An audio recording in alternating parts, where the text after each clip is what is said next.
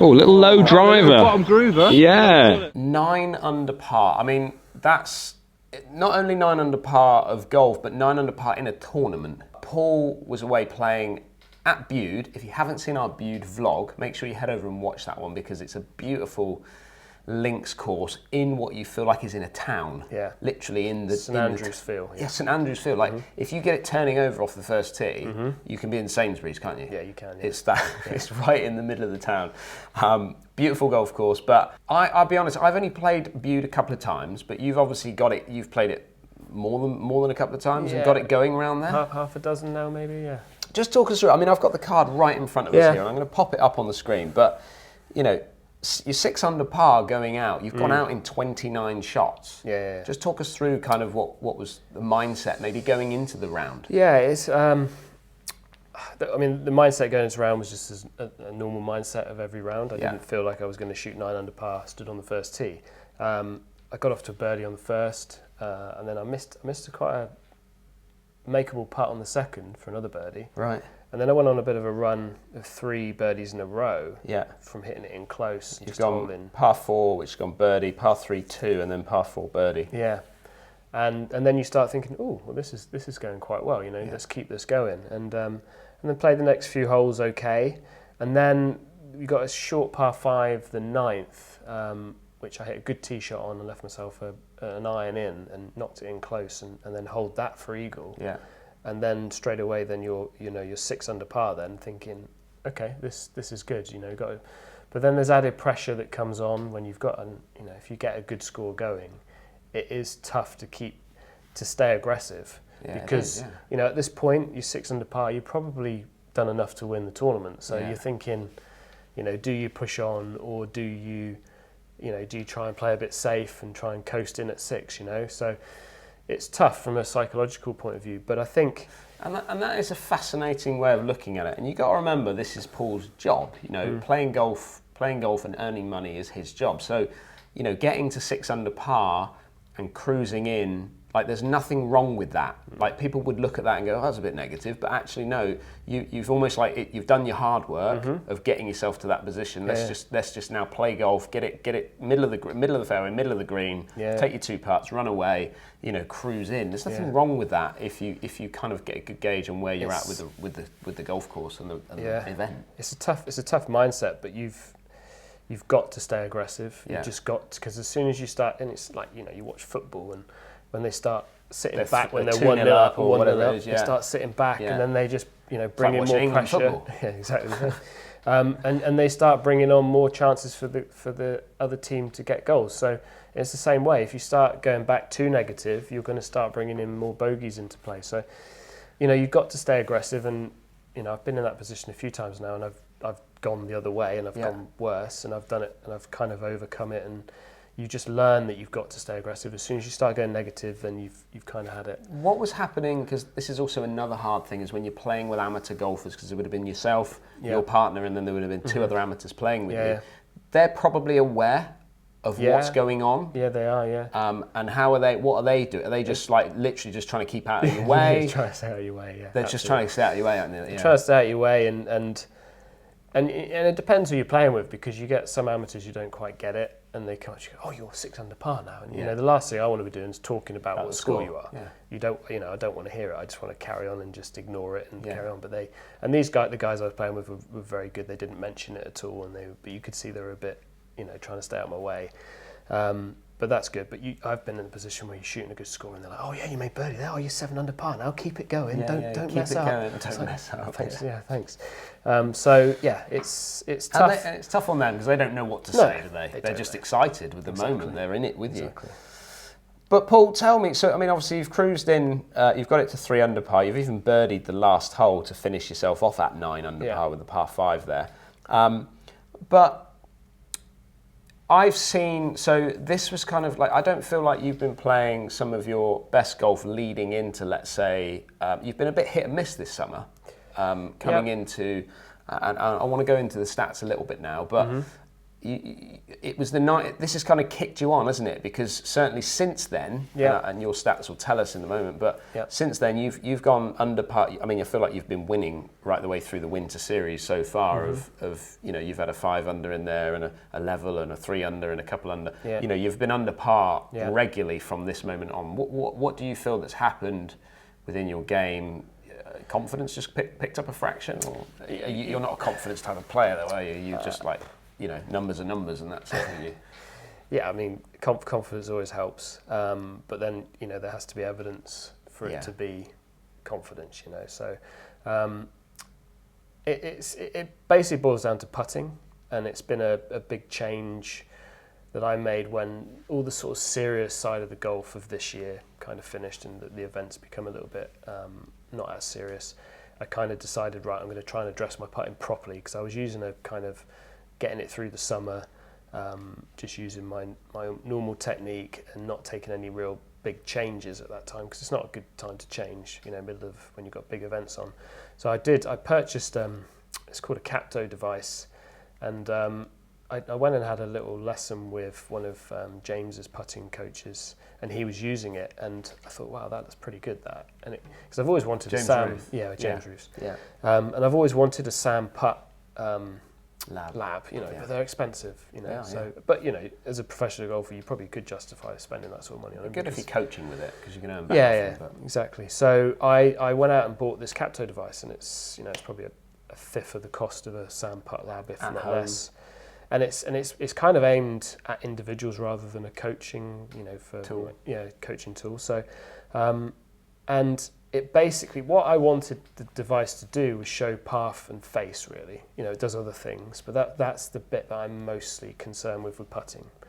And I wanted to know exactly where my face was at impact and what my path was doing at impact. And basically, this device gives you that exact data. And I found out that over time that my putting had gone down a road that I didn't understand. I didn't think it had gone down. So it was basically I always thought my face was the problem, but actually it turned out it was my path that was the problem. So I used to miss a lot of putts left, and I thought that was because my face was closing down and shutting down at impact. But actually it turns out that I was coming across it, so out to in with the path, which was then bringing the face left in conjunction with it. So this Capto device has just proven to me that the path was the problem, and that's something I've gone and worked on and addressed it, and it feels like I'm bringing it way inside now and pushing it out to create a more into-out path, but which is actually just square now. And I actually went back to an old grip that I used to use, which would then square the face up correctly with that. So it's basically, I mean, I'm not saying it's just the Capto device, but it's shown me what the problems were, and then obviously as a pro I can address that myself and fix it. So it's been massive, and ever since I've done it, my putting has been, the stats will show, have been so much better. Gone from being a positive in my game from being a negative. Well, let's look at the stats. So if we look at the strokes gain side of it, you'll see that the putting is the bit that's jumping out, as the bit that's on that round of golf at Bude was what I gained on what an average tour pro would do, up nearly 4 shots. The short game, which is always a strength of mine anyway, according to my stats, that was up a little bit, so that's up 1 shot. And then my approach play was up a lot as well, which is good, because that's normally, if I compare that to what I normally am, I'm normally in the minuses for approach play on my averages. So that was a big advantage. But the tee shots are actually down, believe it or not. I'm normally about just under 1 shot worse than the field on an average for a tour pro, but I was down 1.5. So that was quite surprising, really, to be able to shoot a score like that and drive it apparently that badly. So that's interesting. But almost then like bucking the trend of what modern day golfers are saying, that you need to be driving it. Yeah. It is. And the more I use these stats, the more I'm coming away from the tee shots are that important. Everyone says it's your tee shots, but I'm finding that I can make my biggest gains in putting. The difficulty there, though, Paul, is the fact that, and Lester and I spoke about this the other day, was that your iron play is so underrated.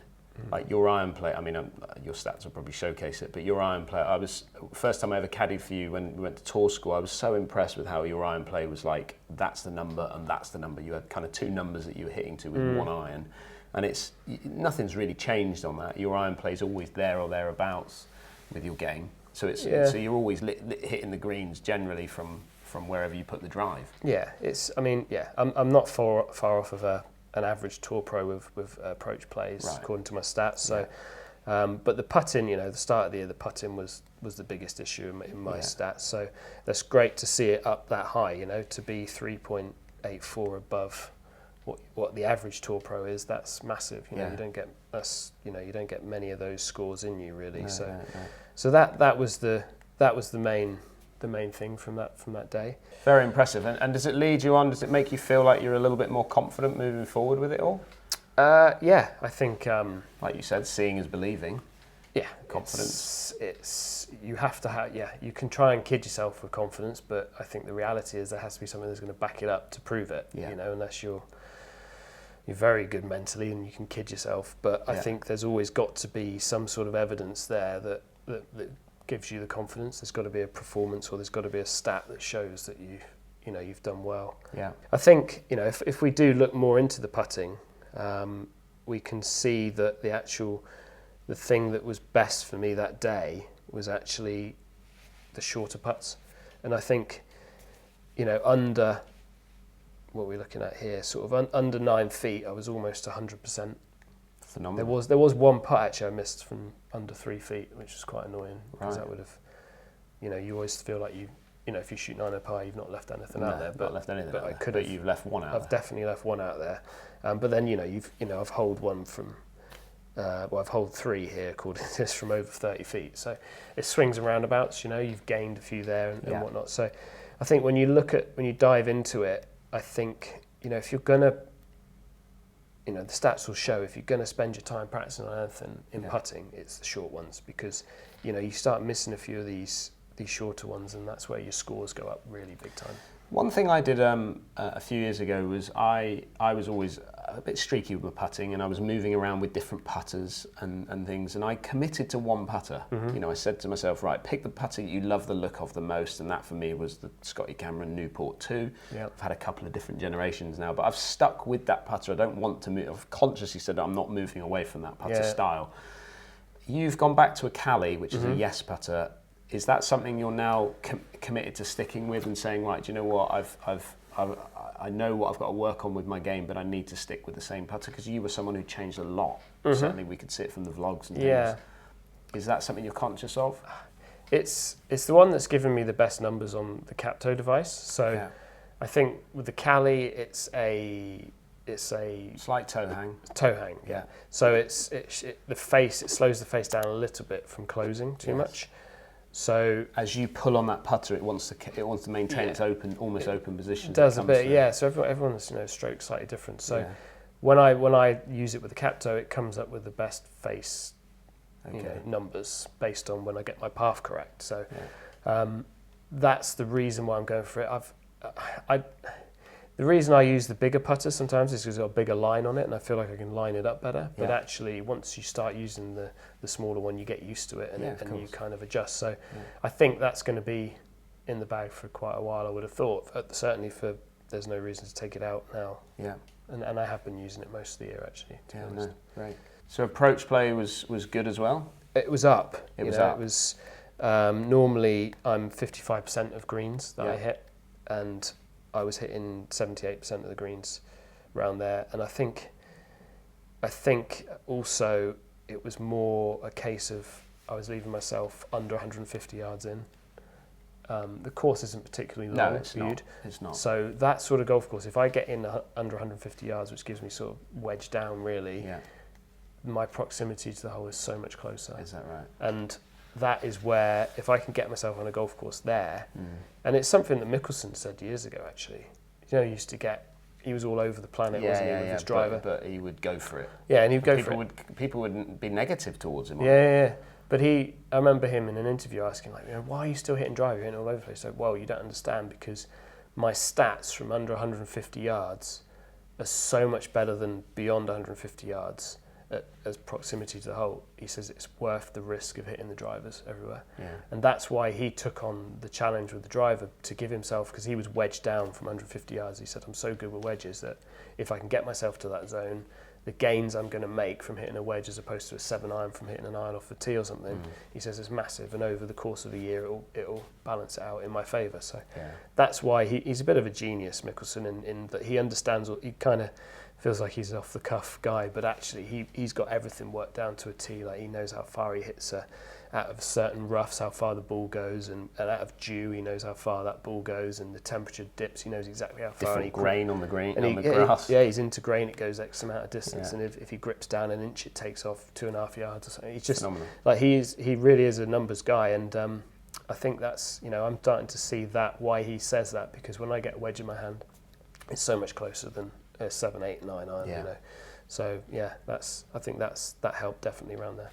Interestingly, though, I know I'm talking about the stats, but interesting, not your lowest score. No, you've had a lower score than 9 under par. No, and this didn't count as a course record either. You are head of course records that don't count. Yeah, and this was because it was placing, and it was quite funny when in the clubhouse after, and the manager said, "Oh yeah, course record. We'll put this one up." And the pro comes out of the shop, and I know him, nice lad. He goes, no, it's placing, because he's got 8 under par around there. And he's going, no, it's placing, doesn't count. So that was like wiped off. So what other score did you have before that then? I had a 60 round, which was 10 under par round West Wilts Golf Club. Pro-am? It was a pro-am, yeah. It was the first time I ever played the golf course. Never seen it. I just went out and shot 10 under, and it was the course record. And I remember going back. I think I missed the next year. Yeah.